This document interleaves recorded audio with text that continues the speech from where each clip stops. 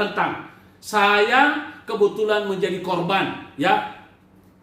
Korban daripada industri hukum. Yang dilakukan siapa? Saya tidak perlu segan-segan menyebut Wakil Ketua Mahkamah Agung Bidang Yudisial. Namanya Haji, ya. Namanya Dr. Haji Andi Samsan Ngandro. Kami sama-sama dari Sulawesi. Saya sudah tidak takut. Saya pertaruhkan nyawa saya. Anda telah melecehkan gelar saya. Saudara ini nggak ngerti. Apakah Anda memang karena duitnya sudah terlalu banyak orang memberikan sehingga Anda lupa kalau Anda digaji negara pakai uang rakyat? Atau memang Anda tidak punya moral?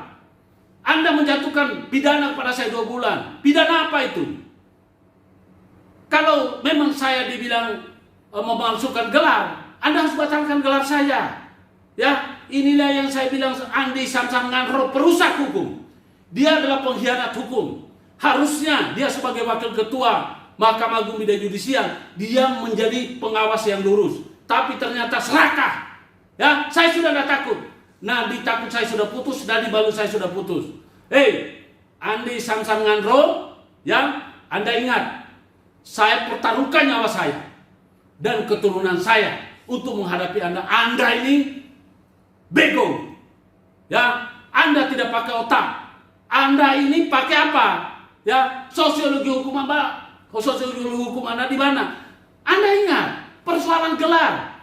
Kalau memang gelar saya nggak sah, saya harus dicabut gelarnya. Ingat konsekuensinya luas.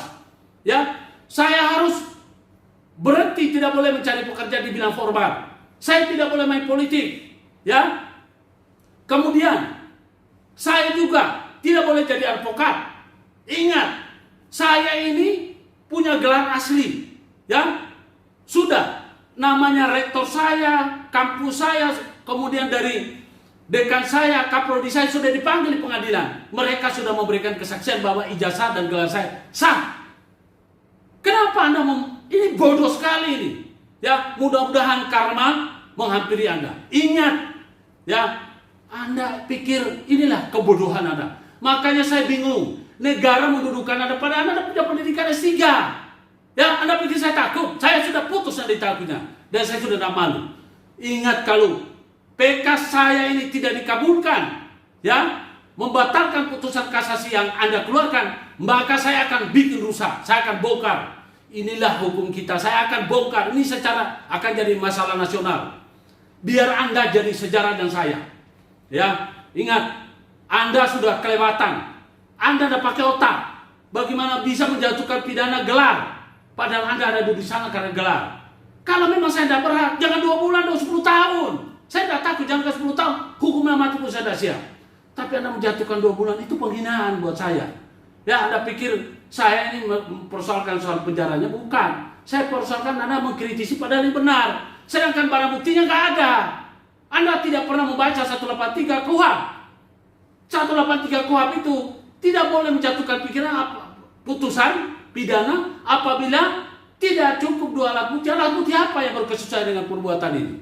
Ingat, ya, pasal 185 KUHP mengatakan bahwa keterangan saksi hanya saksi yang benar-benar memenuhi syarat sesuai 108 yang melihat, mendengar, mengetahui langsung dan yang berkesesuaian dengan pidana yang disangkakan. Saya ini saksi pelapornya nggak pernah dirugikan. Apa Anda mengatakan dirugikan? Apa yang dirugikan? Saya justru jadi korban. Aset saya masih ada di sana. Ya, sertifikat tanah saya ada berapa? Anda pikir saya ini bodoh apa gimana? Ya, kemudian saksi lain tidak ada yang mengatakan, yang pernah melihat saya menggunakan gelar palsu. Anda hanya karena tulisan Anda kata berasumsi bahwa itu gelar. Kemudian selanjutnya, kebodohan Anda mengatakan apa? Saksi ahli, tidak ada yang diperiksa dalam persidangan. Sesuai pasal 186, ya, keterangan ahli hanyalah keterangan yang disampaikan di dalam persidangan. Tidak ada. Kita tolak karena mereka tidak punya sertifikat keahlian. Kemudian 187, tolong diingat, bukti surat apa? Surat yang saya kirim ke ini, itu permintaan rincian kredit. Apa ada hubungannya dengan gelar? Inilah kebodohan Anda. Masa negara membayar, mengangkat Anda menjadi wakil ketua, gelar Anda terlalu tinggi, tapi Anda bodoh. Anda tidak pikir, dari mana itu? Ya, kemudian bukti surat apa? Bukti surat yang diatur hukum adalah hanya boleh surat yang dikeluarkan oleh pejabat yang memang disumpah. Anda nggak ngerti. Kemudian 188, bukti petunjuk. Petunjuk apa yang Anda lihat? Makanya, ya, di dalam wawancara televisi saya pernah lihat Anda mengatakan bahwa hakim Mahkamah Agung adalah judes jur, bukan judes faksi. Artinya, hakim juri menilai hakimnya di pengadilan. Hakim pengadilan sudah menilai, tidak ada fakta satupun, nggak ada yang terbukti. Lalu Anda tiba-tiba menilai. Aduh, sungguh. Anda ingat ya, putusan Anda itu, pertimbangan Anda, petikannya sama, pertimbangan hukumnya sama. Sama dengan apa yang diajukan oleh kasasinya JPU. Saya akan bertaruhkan nyawa saya. Ya, ingat. Kalau sampai saya masuk penjara, keturunan Anda saya akan kejar sampai ke akhirat. Ya, ingat. Ingat ya, makanya Anda mikir sosiologi hukum Anda nggak ada.